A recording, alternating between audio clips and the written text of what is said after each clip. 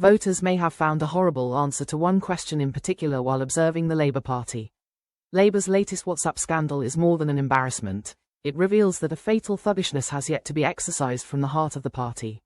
Voters will be bewildered that someone Sir Keir Starmer considered fit to serve as a health minister would joke about wanting a 72-year-old non-Labour voter dead. Pensioners who were shocked when Labour axed universal winter fuel payments will ask, is this what they really think about us? Is this how they talk about us behind closed doors?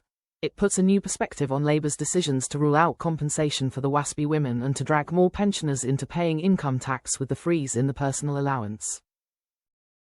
The toxic banter which saturates the WhatsApp messages will trigger memories of the brutishness that has plagued the party in recent decades. Many people will disagree with the policies of Angela Rayner and Diane Abbott, but the cruel mockery in the messages exposes a culture of saying horrible things about supposed comrades behind their backs.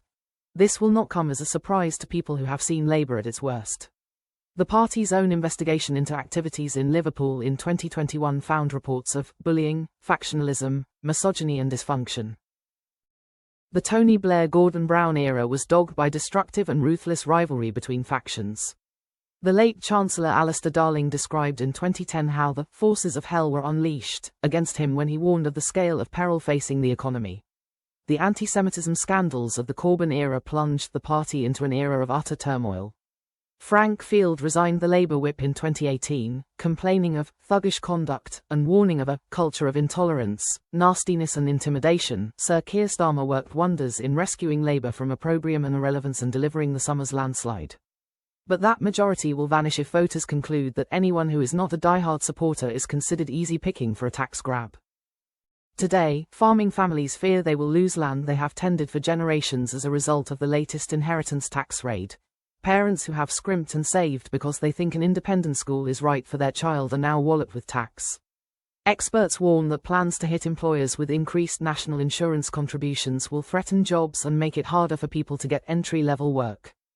Farmers, entrepreneurs, parents and pensioners will note that the government was happy to hand out pay increases to pacify militant trade unions. They will ask why they are not accorded similar generosity and respect. It is one thing for a government to defend its most controversial policies as vital for the future of the country. But disaster awaits if it comes across as tin-eared and cold-hearted. Labour thrives when voters see the party as a champion of values they treasure. The electorate does not hesitate to eject its MPs when they are seen as enemies of decency and fair play. Theresa May once warned Tories they were seen as the nasty party. Labour must avoid this fate. Once again, Sir Keir needs to rescue its reputation.